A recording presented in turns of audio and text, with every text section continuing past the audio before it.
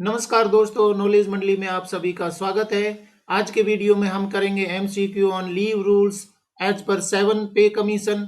हम T20 series के 2020 questions हैं लीव रूल्स पर कर रहे हैं, जो कि इम्पोर्टेंट है, लेटेस्ट सिलेबस के अनुसार है। For the post of principal vice principal in EMRS NCT conducted by UPSC, KVS, NVS and other examinations. तो वीडियो को लास्ट तक जरूर देखें। और आज के T20 क्वेश्चन में मैंने शामिल किए हैं special casual leaves. Special casual leaves हैं, थोड़े से मुश्किल होते हैं, जिनको समझना मुश्किल होता है, याद नहीं रहते, क्योंकि कई सारे टाइप के स्पेशल कैजुअल लीव्स हैं वो एग्जामिनेशन में पूछी जाती है, सिलेबस के अनुसार दी गई हैं। तो स्पेशल कैजुअल लीव्स हैं वो कौन कौन सी प्रकार की होती हैं और कब मिलती हैं, ये सारा आज के वीडियो में चर्चा करेंगे और देखेंगे इंपॉर्टेंट क्वेश्चंस। सबसे पहला क्वेश्चन देखते हैं 101। What is the maximum period of leave for which encashment is allowed to officers appointed on contract basis at the time of termination of contract. मतलब है कि अनुबंध की समाप्ति के समय अनुबंध के आधार पर नियुक्त अधिकारियों को छुट्टी की अधिकतम अवधि क्या है जिसके लिए नकदीकरण की अनुमति है। याद रखना है कि अनुबंध के आधार पर कॉन्ट्रेक्चुअल बेसिस अपॉइंटमेंट किया गया, और जब कॉन्ट्रैक्ट खत्म हो गया है, टर्मिनेशन हो गया कॉन्ट्रैक्ट, तो मैक्सिमम पीरियड कितना होगा एनकेसमेंट ऑफ लीव के लिए। तो ऑप्शन देखते हैं। ए 240 days, B 300 days less the period allowed in previous appointment, C 200 days less the period allowed in previous appointment, D 300 days without any deduction। इसका सही उत्तर है वो होगा B 300 days less the period allowed in previous appointment। Maximum limit है वो 300 days है। और इम्पोर्टेंट बात है कि अगर प्रीवियस कॉन्ट्रैक्ट में या अपॉइंटमेंट में वो एनकेसमेंट कर चुका है तो वो लेस हो जाएंगी, क्योंकि टोटल एंटायर सर्विस में एनकेसमेंट है वो 300 डेज का होगा। नेक्स्ट क्वेश्चन देखते हैं 102। What is the maximum number of days of casual leave that can be granted to a government servant at any time। बहुत इंपॉर्टेंट क्वेश्चन है और परीक्षा में पूछा जाता है, आपकी समझ भी होनी चाहिए कि maximum number of days CL के रूप में कितने दिए जा सकते हैं एक बार में। मतलब है किसी सरकारी कर्मचारी को एक बार में अधिकतम कितने दिनों की आकस्मिक छुट्टी दी जा सकती है। ऑप्शन है 8 डेज, बी 5 डेज, सी 6 डेज, डी 7 डेज। तो निश्चित रूप से इसका उत्तर आपको मालूम है, करेक्ट आंसर है 5 डेज। 5 डेज है वो मैक्सिमम एक साथ में एक बार में सीएल के रूप में मिल सकते हैं, और उससे कम उससे ज्यादा है वो सामान्य रूप से नहीं दिए जाते, कोई विशेष परिस्थिति में ही दिए जा सकते हैं। तो हमें ध्यान रखना है कि मैक्सिमम सीएल सैंक्शनिंग है वो कितने दिन की होगी, वो होगी 5 डेज की। अगला क्वेश्चन देखते हैं 103। What is the maximum entitlement of casual leave to a government servant who is not entitled to 17 days of public holidays during the calendar year. Question को समझना है कितनी मैक्सिमम सीएल एंटाइटलमेंट होंगी किसी एम्प्लॉय के लिए अगर उसको 17 दिन की छुट्टियां पब्लिक हॉलीडेज हैं वो नहीं ले मिलती हैं। मीनिंग देखते हैं क्वेश्चन का। उस सरकारी कर्मचारी को जो कैलेंडर वर्ष के दौरान 17 दिनों के सार्वजनिक अवकाश का हकदार नहीं है, आकस्मिक अवकाश की अधिकतम हकदारी क्या होगी। तो ये याद रखना है कि 17 दिन का पब्लिक हॉलीडे है वो उसको नहीं मिलता है, तो सीएल कितनी मिलेंगी, कितने दिन की सीएल है वो उसको मैक्सिमम मिल सकती हैं। ऑप्शन देखते हैं। ए 8 डेज, बी 9 डेज, सी 10 डेज, डी 12 डेज। तो करेक्ट आंसर होगा इसका सी 10 डेज। जिनको 17 दिन की नेशनल हॉलीडेज हैं या पब्लिक हॉलीडेज हैं वो नहीं मिलती हैं, तो यहां पर उसको मिलेंगे 10 डेज की सीएल मिलेंगी। और आपको बताना है कमेंट में कि अगर जिनको 17 दिन का पब्लिक हॉलीडे मिलता है तो उनको सीएल कितनी मिलेंगी, ये आप कमेंट बॉक्स में जरूर बताइए। और आप जितने ज्यादा रिस्पॉन्स करेंगे, आपका नॉलेज है वो उतना ही बढ़ते जाएगा। तो निश्चित रूप से कमेंट बताइए कि जो 17 डेज का पब्लिक हॉलीडे अवेल करते हैं उनको सीएल है वो कितनी दिनों की मिलेगी। Next question 104, what is the number of additional special casual leave admissible to a government servant who has disability to meet the requirements relating to his disability। Question का मतलब है विकलांग सरकारी कर्मचारी को उसकी विकलांगता से संबंधित आवश्यकताओं को पूरा करने के लिए अनमेय अतिरिक्त विशेष आकस्मिक अवकाश की संख्या कितनी है। डिफरेंटली एबल्ड पर्सन के लिए जो एक्स्ट्रा उसकी डिसेबिलिटी से रिलेटेड कोई रिक्वायरमेंट होती है तो कितनी सीएल है वो मिलेंगी। सामान्य सीएल जो सभी लोगों को, सभी कर्मचारियों को मिलती है, उनके अलावा कितनी सीएल है वो डिसेबल्ड पर्सन के लिए एप्लीकेबल होती हैं। तो ऑप्शन देखते हैं, A 2 days, B 4 days, C 6 days, D 8 days. Specific question है और पूछा जा सकता है, बहुत इंपॉर्टेंट क्वेश्चन है। देखते हैं आंसर क्या होगा। बी 4 डेज, मतलब है कि 10 डेज है वो सामान्य कर्मचारियों को मिल रही है तो उसको भी मिलेगी, साथ में डिसेबल्ड पर्सन के लिए 4 डेज की और मिलेगी। तो टोटल उसको सीएल हो जाएंगी 14 डेज की पर ईयर। तो करेक्ट आंसर होगा बी। नेक्स्ट क्वेश्चन देखते हैं 105, what is the maximum period of special casual leave that can be granted to a government servant during a calendar year for participating in trekking expedition। अर्थ है trekking अभियानों में भाग लेने के लिए कैलेंडर वर्ष के दौरान सरकारी कर्मचारी को दी जाने वाली विशेष आकस्मिक छुट्टी की अधिकतम अवधि क्या है। एससीएल की मैं बात कर रहा था। ये आज के जो क्वेश्चंस हैं वो एससीएल से, स्पेशल कैजुअल लीव से रिलेटेड है। और यहाँ पर मैक्सिमम एससीएल कितनी मिलेंगी अगर कर्मचारी है वो पार्टिसिपेट कर रहा है ट्रैकिंग एक्सपीडिशंस में। तो ऑप्शन देखते हैं, A 5 days, B 10 days, C 20 days, D 30 days. इसका सही उत्तर होगा डी 30 डेज। अगर ट्रैकिंग एक्टिविटीज में भाग ले रहा है तो उसको 30 दिनों का स्पेशल कैजुअल लीव है वो मिलेगा। Next question 106, a government servant has applied for grant of special casual leave for 15 days in connection with participation in inter departmental tournaments of sports at Mumbai. What is his maximum eligibility. मतलब है कि एक सरकारी कर्मचारी ने मुंबई में खेल के अंतर विभागीय टूर्नामेंट में भाग लेने के संबंध में 15 दिनों के लिए विशेष आकस्मिक अवकाश प्रदान करने के लिए आवेदन किया है। उसकी अधिकतम पात्रता क्या है। क्वेश्चन को समझिए, मैक्सिमम इंटर डिपार्टमेंटल टूर्नामेंट्स में पार्टिसिपेट करने के लिए कितने दिनों की उसकी हकदारी होगी। ऑप्शन देखते हैं, A 5 working days, B 10 working days, C 20 working days, D 30 working days. तो सही उत्तर होगा 10 वर्किंग डेज। 10 दिनों का उसको स्पेशल एससीएल है वो मिलेगा और वो अप्लाई कर रहा है 15 डेज के लिए। तो मैक्सिमम जब इंटर डिपार्टमेंटल टूर्नामेंट्स के लिए एप्लीकेबल है 10 डेज का तो उसको 15 डेज का नहीं मिलेगा। अगला क्वेश्चन देखते हैं 107, a women employee who is selected for participating in sports events for 15 days from 1 March to 15 March, that is hockey competition abroad in Berlin conducted by the international sports body, has requested her office to treat the said period as duty। Is she eligible? If so, to what extent। मतलब है कि एक महिला कर्मचारी जिसे विदेश में 1 मार्च से 15 मार्च यानी हॉकी खेल के लिए 15 दिनों के खेल आयोजनों में भाग लेने के लिए चुना जाता है, इंटरनेशनल स्पोर्ट्स बॉडी द्वारा संचालित बर्लिन में अपने कार्यालय से उक्त अवधि को कर्तव्य के रूप में मानने का अनुरोध किया जाता है। क्या वह योग्य है, यदि ऐसा है तो किस हद तक।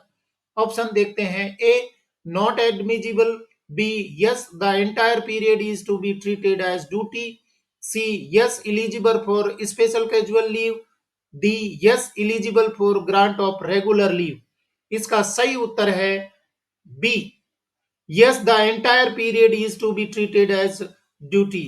यहां पर ध्यान रखना है कि पूरा पीरियड है, जितने दिनों के लिए वो खेल कंपटीशन कंडक्ट किया जा रहा है, क्योंकि यहाँ पर जो खेल कंपटीशन है वो इंटरनेशनल स्पोर्ट्स बॉडी के द्वारा ऑर्गेनाइज किया जा रहा है, तो उसको जितने दिनों का भी आयोजन होगा, टूर्नामेंट होगा, वो पूरे दिनों का एससीएल है वो मिलेगा।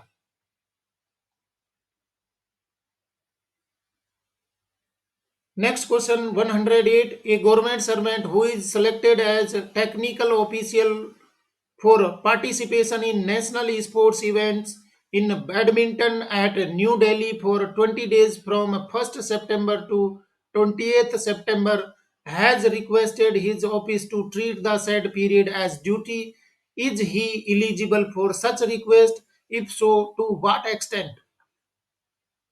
उसी तरीके के कई प्रकार के एससीएल से रिलेटेड क्वेश्चंस हैं वो यहाँ पर पूछे जा रहे हैं, क्योंकि स्पेशल कैजुअल लीव्स हैं वो कई सारे टाइप के अवेलेबल हैं कर्मचारियों के लिए, और कोई भी क्वेश्चन है वो पूछा जा सकता है, तो आपको समझना जरूरी है। मतलब देखते हैं क्वेश्चन का। एक सरकारी कर्मचारी जिसे राष्ट्रीय खेल आयोजन में भाग लेने के लिए तकनीकी अधिकारी के रूप में चुना गया है, 1 सितंबर से 20 सितंबर तक 20 दिनों के लिए नई दिल्ली में बैडमिंटन में अपने कार्यालय से उक्त अवधि को ड्यूटी के रूप में मानने का अनुरोध किया है। क्या वह इस खेल के अनुरोध के योग्य है? क्या वह इस तरह के अनुरोध के योग्य है? यदि ऐसा है तो किस हद तक? बहुत सिंपल क्वेश्चन है, सिंपल मीनिंग है। खेल का आयोजन कौन कर रहा है? राष्ट्रीय खेल आयोग है, उसका आयोजन कर रहा है, और कर्मचारी को चुना गया है तकनीकी अधिकारी के रूप में, जो कि बैडमिंटन का एक्सपर्ट है। और ये कंपटीशन है वो 1 सितंबर से 20 सितंबर तक खेल का आयोजन किया जा रहा है। तो कुल दिनों की संख्या 20 दिनों की है। तो 20 दिनों तक के लिए उसको क्या एससीएल मिल सकती है या नहीं मिल सकती है? ऑप्शन देखते हैं। A yes to be treated as duty, B not eligible, C eligible for special casual leave only, D eligible for earn leave. इसका सही उत्तर होगा C, eligible for special casual leave. उसको 20 दिनों का एससीएल मिलेगा, क्योंकि जो खेल का आयोजन है वो नेशनल स्पोर्ट्स ऑर्गेनाइजेशन करवा रहे हैं, और साथ में ही वो तकनीकी अधिकारी या एक्सपर्ट के रूप में वो पार्टिसिपेट कर रहा है, एक्सपर्टाइजेशन के लिए उसको भाग लेना है। तो 20 दिनों का एससीएल है उसको दिया जाएगा। करेक्ट आंसर हो जाएगा सी। नेक्स्ट क्वेश्चन देखते हैं 109। A women government servant who has been selected for participation in dancing competition organized at national level has requested for grant of special casual leave for 5 days for practice in connection with the above activity organized locally. Is she eligible for such request? If so, to what extent? Same प्रकार का question है, परंतु यहाँ पर dancing competition है और वो organised किया गया है नेशनल लेवल पर। मतलब देखते हैं, राष्ट्रीय स्तर पर आयोजित नृत्य प्रतियोगिता में भाग लेने के लिए चयनित एक महिला सरकारी कर्मचारी ने स्थानीय स्तर पर आयोजित उपरोक्त गतिविधि के संबंध में अभ्यास के लिए 5 दिनों के लिए विशेष आकस्मिक अवकाश प्रदान करने का अनुरोध किया है। क्या वह इस तरह के अनुरोध के लिए योग्य है? यदि ऐसा है तो किस हद तक? क्वेश्चन को समझना बहुत जरूरी है एससीएल के लिए। सबसे पहली बात है कि वो जो ऑर्गेनाइजेशन है वो नेशनल लेवल का है। ये बात हमें देखनी है कि डांसिंग कंपनी देखनी है कि डांसिंग कंपटीशन है ऑर्गेनाइज्ड एट नेशनल लेवल, और उसके साथ में ही कौन सी एक्टिविटी के लिए है, तो ये हमें इसी में आ गया है, डांसिंग कंपटीशन है। साथ में ही एक और इम्पोर्टेंट बात देखनी है, स्थानीय स्तर पर लोकली जहां वो कर्मचारी नौकरी कर रहा है उससे दूर अगर कंपटीशन है या कोई भी पार्टिसिपेशन है तो उसके लिए कंडीशन अलग होंगी। तो याद रखने वाली बात है, नेशनल लेवल का डांसिंग कंपटीशन ऑर्गेनाइजेशन के द्वारा ऑर्गेनाइज किया जा रहा है, परंतु पार्टिसिपेट करने के लिए स्थानीय स्तर है और 5 दिनों का वो मांग रहे हैं, तो क्या वो उसको मिल सकता है या किस हद तक मिलेगा, देखते हैं। Option A yes, B not admissible, C admissible to be treated as duty, D not admissible to be treated as EOL. इसका सही उत्तर होगा बी, नॉट एडमिजिबल। क्योंकि ये जो डांसिंग कंपटीशन है वो ऑर्गेनाइज्ड तो नेशनल लेवल पर किया जाता है, परंतु अभी पार्टिसिपेशन के लिए उसको जरूरत है किस लेवल पर, वो है लोकल लेवल पर। तो लोकल लेवल पर वो पार्टिसिपेट करने की जरूरत है, तो वहां पर एससीएल है वो नहीं मिलेगी। नेक्स्ट क्वेश्चन है 110, whether the period of absence in excess of 30 days of special casual leave during a calendar year granted to an employee who had participated in trekking expedition which has been organized by Youth Hostels Associations of India is permissible for combination of regular leave. If so, what kind of leave is permissible from the following? मतलब क्या है, अर्थ है, क्या भारतीय युवा छात्रावास संघ द्वारा आयोजित trekking अभियानों में भाग लेने वाले कर्मचारी को एक कैलेंडर वर्ष के दौरान विशेष आकस्मिक अवकाश के 30 दिनों से अधिक की अनुपस्थिति की अवधि नियमित अवकाश के संयोजन के लिए अनुमन्य है? यदि हाँ, तो निम्नलिखित में से किस प्रकार की छुट्टी की अनुमति है? सबसे पहले देखना है कि कंपटीशन कौन सा है। ट्रैकिंग एक्सपीडिशंस के लिए एससीएल है वो मेंशन की गई है सेंट्रल गवर्नमेंट के सीसीए रूल्स के अनुसार। तो सबसे पहले कंपटीशन देखना है, और वो ऑर्गेनाइज्ड किया गया था किसके द्वारा?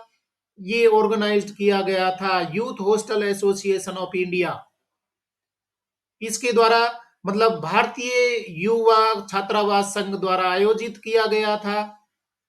और 30 दिनों का उसने पार्टिसिपेशन किया, मतलब 30 दिनों तक वो भाग ले चुका है। और उससे ज्यादा अगर वो रुकता है इस अभियान में या ओवर स्टेल होता है, तो उसको कैसे ट्रीट किया जाएगा? क्या उसको एससीएल मिलेगी या दूसरे प्रकार की लीव मिलेंगी? ऑप्शन देखते हैं। A casual leave, B earn leave, C not allowed to combine, D study leave. तो इसका सही उत्तर होगा अर्न लीव। मतलब कि जितने दिनों का उसको ट्रैकिंग एक्सपीडिशंस के लिए एससीएल मिलता है, उससे ज्यादा दिनों की अगर वो वहां पर पार्टिसिपेशन की आवश्यकता पड़ जाती है या वो रुका हुआ है उसमें भाग लेने के लिए, तो वो ईएल लेगा। तो यहाँ पर हो जाएगी एससीएल प्लस ईएल, वो कंबाइन कर सकता है जो जितना भी अधिक दिनों के लिए वो रुका है। तो सही उत्तर हो जाएगा B. Question number 111. What is the maximum period of special casual leave that can be granted to a male government servant who has undergone vasectomy operation for the first time under the family welfare program? मैंने आपको बताया था कि आज का video है वो based है स्पेशल कैजुअल लीव के लिए। तो यहाँ पर हम एससीएल के बारे में डिटेल में चर्चा कर रहे हैं और बहुत इंपॉर्टेंट है, कई बार क्वेश्चन पूछे जाते हैं। अभी क्वेश्चन आ गया है स्पेशल कैजुअल लीव से रिलेटेड, और वो पूछा है वेसेक्टोमी अगर करवाई है मेल गवर्नमेंट एम्प्लॉई ने पहली बार में। क्वेश्चन का अर्थ देख लेते हैं। परिवार कल्याण कार्यक्रम के तहत पहली बार पुरुष नसबंदी ऑपरेशन कराने वाले पुरुष सरकारी कर्मचारी को दी जाने वाली विशेष आकस्मिक छुट्टी की अधिकतम अवधि क्या है? ऑप्शन देखते हैं। A 2 working days, B 3 working days, C 4 working days, D 5 working days. इसका सही उत्तर है D 5 working days. 5 working days को एससीएल मिलेगा। एससीएल की संख्या होगी 5 वर्किंग डेज अगर वो पहली बार वेसेक्टोमी ऑपरेशन करवाता है या पुरुष नसबंदी करवाता है, तो उसको 5 दिन की छुट्टियां मिलेंगी। और बहुत इंपॉर्टेंट क्वेश्चन है, सफोला क्वेश्चन है, आसान लगता है परंतु घातक भी उतना ही है। Question number 112. What is the maximum period of special casual leave that is admissible to a female employee who has undergone tubectomy operation for the first time under the female welfare program? Same उसी तरीके का question है, वो सिर्फ mail कर्मचारी था, अभी यहाँ पर फीमेल कर्मचारी है, वो नसबंदी करवाती है, तो उसके लिए कितने दिनों की एचसीएल मिलेगी? मतलब देखते हैं। परिवार कल्याण कार्यक्रम के तहत पहली बार ट्यूबेक्टोमी ऑपरेशन कराने वाली महिला कर्मचारी के लिए स्वीकार्य विशेष आकस्मिक अवकाश की अधिकतम अवधि क्या है? ट्यूबेक्टोमी का मतलब है महिला नसबंदी करवाना, ये महिला नसबंदी हो जाएगी। और उसके लिए ऑप्शन देखते हैं। 5 working days, B 10 working days, C 15 working days, D 20 working days. तो निश्चित रूप से आपको पता है यहाँ पर मिलेगी 10 वर्किंग डेज। मतलब एचसीएल की संख्या है, महिला नसबंदी के लिए 10 दिनों की छुट्टियां मिलेंगी, जबकि पुरुष के लिए आपको पता है इससे पहले वाले क्वेश्चन में मेल एम्प्लॉई है उसके लिए 5 डेज हैं, और फीमेल के लिए हैं वो 10 डेज हैं। इसलिए आपको ये याद रखना है, मेल का भी आ सकता है, पुरुष नसबंदी आती है तो 5 दिन आपको ध्यान रखना है, और महिला नसबंदी आती है तो 10 दिनों की एचसीएल है उसको मिलेंगी। Question number 113. What is the maximum period of special casual leave that can be granted to a female government servant for salpingectomy operation along with medical termination of pregnancy and availed maternity leave for 45 days under Rule 43? बहुत important question है। यहाँ पर साल्पिंगेक्टोमी है वो बताई गई है, साथ में ही वो एमटीपीपी करवाती है, मतलब अबॉर्शन भी करवाती है साल्पिंगेक्टोमी के साथ में। तो 45 दिनों की उसको मातृत्व अवकाश का लाभ उठा चुकी है, तो अब कितने दिन का वो एचसीएल ले सकती है?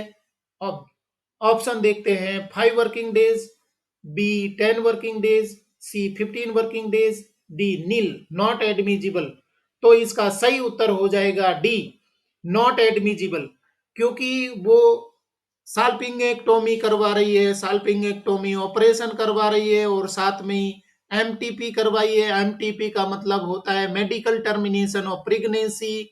सीधे से अर्थों में हम कह सकते हैं कि वो अबॉर्शन है, और अबॉर्शन के लिए उसको एंटायर सर्विस में 45 दिनों की मैटरनिटी लीव है वो मिलती है, और वो अवेल कर चुकी है और अब अवेल करना चाह रही है एचसीएल। तो क्या ये एडमिजिबल है? निश्चित रूप से एडमिजिबल नहीं होगी। उसको मैटरनिटी लीव है वो मिल रही है, तो एचसीएल है वो एडमिजिबल नहीं होगी, क्योंकि 45 दिनों की वो मैटरनिटी लीव है वो अवेल कर रही है।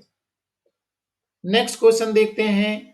114. A male government servant whose wife has undergone tubectomy operation for the second time due to failure of the first operation has applied for grant of special casual leave along with the MC. What is the permission limit of special casual leave? बहुत important question है। एक पुरुष सरकारी कर्मचारी जिसकी पत्नी ने पहली बार ऑपरेशन की विफलता के कारण दूसरी बार ट्यूबेक्टोमी ऑपरेशन किया है, ने एमसी मतलब मेडिकल सर्टिफिकेट के साथ विशेष आकस्मिक छुट्टी के अनुदान के लिए आवेदन किया है। विशेष आकस्मिक अवकाश की अनुमेय सीमा क्या है? कितने दिनों का एचसीएल है उसको मिलेगा? सबसे पहले समझते हैं कि पुरुष कर्मचारी है और उसकी वाइफ है, वो पहली बार ऑपरेशन करवा चुकी थी परंतु वो फेल हो गया। दूसरी बार ट्यूबेक्टोमी मतलब महिला नसबंदी करवा रही है कर्मचारी की वाइफ, तो अब उसको सरकारी कर्मचारी को पुरुष को कितने दिनों की एचसीएल मिलेगी? दूसरी बार अगर उसकी स्पाउस है वो ऑपरेशन करवाती है तो ऑप्शन देखते हैं। A 3 working days, B 5 working days, C 7 working days, D 10 working days. तो निश्चित रूप से आपको पता है कि इसका आंसर हो जाएगा ए 3 वर्किंग डेज। 3 वर्किंग डेज की उसको एचसीएल मिलेगी, जबकि कर्मचारी है पहली बार जब उसने ऑपरेशन करवाया था महिला ने तो उसको एचसीएल मिली थी। आपको कमेंट्स बॉक्स में बताना है कि पहली बार अगर ऑपरेशन करवाती है स्पाउस तो एचसीएल की संख्या है वो कितनी थी, कितनी होगी, और सेकंड बार में करवाते हैं तो आपको पता लग गया 3 दिन की है, परंतु पहली बार में पुरुष कर्मचारी को उसकी स्पाउस ऑपरेशन करवाती है, नसबंदी करवाती है, तो कितने दिनों के एचसीएल मिलेगी आपको बताना है कमेंट बॉक्स में। क्वेश्चन देखते हैं next. A male government servant whose wife has undergone salpingectomy operation after medical termination of pregnancy has requested for grant of special casual leave. How many days of special casual leave are admissible? मीठी चूरी question है। देखते हैं, मतलब एक पुरुष सरकारी कर्मचारी जिसकी पत्नी का गर्भावस्था के चिकित्सकीय समापन के बाद साल्पिंगक्टोमी ऑपरेशन हुआ है ने विशेष आकस्मिक अवकाश प्रदान करने का अनुरोध किया है। कितने दिनों का विशेष आकस्मिक अवकाश स्वीकार्य है? मतलब समझिए क्वेश्चन को। सरकारी कर्मचारी है, मतलब पुरुष है, एम्प्लॉई है, सरकारी कर्मचारी है और उसकी पत्नी ने साल्पिंगेक्टोमी ऑपरेशन करवाया है। पुरुष को कितने दिनों की एससीएल है वो मिल सकती है? ऑप्शन देखते हैं। A 5 working days, B 6 working days, C 7 working days, D 8 working days. Correct answer is C 7 working days. मतलब है कि मेल कर्मचारी है, उसको साल्पिंगोक्टोमी ऑपरेशन फीमेल ने करवाया है, उसकी वाइफ ने करवाया है, तो 7 डेज का उसको एससीएल है वो मिलेगा। इससे पहले वाले क्वेश्चन में बताया है कि फीमेल कर्मचारी है, कर्मचारी ही फीमेल है, उसने साल्पिंगोक्टोमी ऑपरेशन करवाया प्लस एमटीपी भी करवाई और उस सभी के लिए वो 45 डेज का मैटरनिटी लीव है वो प्राप्त कर रही है और साथ में ही वो मांग कर रही थी कि एससीएल भी मिले। उसको एससीएल नहीं मिल रही थी, परंतु यहाँ कंडीशन है वो डिफरेंट है, क्योंकि कर्मचारी है वो पुरुष है और उसकी पत्नी है वो साल्पिंगोक्टोमी प्लस एमटीपी करवा रही है, तो एससीएल एप्लीकेबल होगी। अगला क्वेश्चन है 116। A woman employee has requested for grant of special casual leave as her husband has undergone vasectomy operation. How many days of leave are she entitled to? मतलब है एक महिला कर्मचारी ने विशेष आकस्मिक अवकाश देने का अनुरोध किया है क्योंकि उसके पति का पुरुष नसबंदी ऑपरेशन हुआ है। वह कितने दिनों की छुट्टी की हकदार है? ऑप्शन देखते हैं। A 4 days, B 3 days, C 1 day on the date of operation, D 2 days following the date of operation। Correct option is C 1 day on the date of operation। मतलब महिला कर्मचारी है, उसका हस्बैंड नसबंदी करवाता है तो महिला कर्मचारी को 1 दिन की छुट्टी मिलेगी जिस दिन पुरुष है वो नसबंदी करवा रहा है। Next question 117. A woman who had already availed special casual leave for 10 days for tubectomy operation has again applied for grant of special casual leave in continuation of earlier special casual leave as she is hospitalized on the advice of hospital authorities on account of post-operational complications. Is she eligible for second spell of special casual leave? If so, what is her entitlement? बहुत ही अच्छा question है। क्या मतलब है, एक महिला जिसने पहले से ही ट्यूबेक्टोमी ऑपरेशन के लिए 10 दिनों के लिए विशेष आकस्मिक छुट्टी का लाभ उठाया था, ने फिर से विशेष आकस्मिक छुट्टी के अनुदान के लिए आवेदन किया है पहले के विशेष आकस्मिक अवकाश की निरंतरता में, क्योंकि वह अस्पताल के अधिकारियों की सलाह पर अस्पताल में भर्ती है। परिचालन जटिलताओं के कारण क्या विशेष आकस्मिक अवकाश के दूसरे चरण के लिए पात्र है? यदि हाँ तो उसका अधिकार क्या है? मतलब समझते हैं क्वेश्चन का। महिला ट्यूबेक्टोमी ऑपरेशन की वजह से या नसबंदी के लिए पहले से ही 10 दिनों की एससीएल ले चुकी है, परंतु कॉम्प्लेक्सिटी हुई है, इसी नसबंदी की वजह से कॉम्प्लेक्सिटी हुई है और कॉम्प्लेक्सिटी की वजह से वो हॉस्पिटलाइज्ड हो गई, अस्पताल में भर्ती हो गई, तो क्या उसको अगले स्पेल के लिए एससीएल मिल सकती है या मिलती हैं, तो कितने दिनों की मिलेंगी? क्योंकि ये सलाह है वो दी गई है कि आपको नसबंदी में कॉम्प्लेक्सिटी हो गई है और हॉस्पिटल अथॉरिटी है वो बोल रही है कि और यहाँ पर रहना पड़ेगा, तो क्या उसको एचसीएल है वो अगले कंटिन्यूअस स्पेल के लिए मिल सकती है और मिलती है तो कितने दिनों तक? ऑप्शन देखते हैं। A 5 days, B 7 days, C 9 days, D the period during which she is hospitalised. तो इसका करेक्ट आंसर होगा D the period during which she is hospitalise. जितने दिनों तक वो अस्पताल में भर्ती रही है वो सारे स्पेल के लिए उसको स्पेशल कैजुअल लीव है वो मिलेगी। Question number 118. A government servant who has lost all his children after having undergone the vasectomy operation earlier has requested for grant of special casual leave for recanalization operation in a recognized hospital. Is he entitled for grant of special casual leave again? If so, the period up to which special casual leave is admissible. बहुत अच्छा question है, बहुत समझने की जरूरत है। क्या मतलब है? एक सरकारी कर्मचारी जिसने पहले पुरुष नसबंदी ऑपरेशन के बाद अपने सभी बच्चों को खो दिया है, पहले वो पुरुष नसबंदी करवा चुका था क्योंकि उनको जितने बच्चे चाहिए थे वो बच्चे थे, परंतु बच्चे हैं वो एक्सपायर हो गए या उनकी डेथ हो गई, अभी उनके पास में किसी प्रकार की संतान नहीं है, ने किसी मान्यता प्राप्त अस्पताल में पुनर्संयोजन, रिकेनलाइजेशन का मतलब है नसबंदी खुलवाना, पुनर्संयोजन ऑपरेशन के लिए विशेष आकस्मिक छुट्टी देने का अनुरोध किया है। क्या वह फिर से विशेष आकस्मिक अवकाश प्रदान करने का हकदार है? यदि हाँ, तो किस अवधि तक विशेष आकस्मिक अवकाश स्वीकार्य है? ऑप्शन देखते हैं। ए 21 डेज, बी 30 डेज, सी 40 डेज, डी 45 डेज। इसका सही उत्तर होगा ए 21 डेज। पुरुष कर्मचारी है वो रिकनलाइजेशन करवा रहा है, नसबंदी को खुलवाना चाह रहा है, तो क्या उसको एससीएल मिलेगी और मिलेगी तो कितने दिनों तक मिलेगी? तो यहाँ नसबंदी खुल रही है, उसकी खुलवाना चाहता है, तो उसको मिलेंगे 21 डेज फॉर रिकैनलाइजेशन, क्योंकि उसके जो संतानें हैं वो नष्ट हो गई हैं, बच्चे मर चुके हैं, तो फिर से बच्चे प्राप्त करने के लिए रिकैनलाइजेशन के लिए उसको 21 डेज की एससीएल मिलेगी।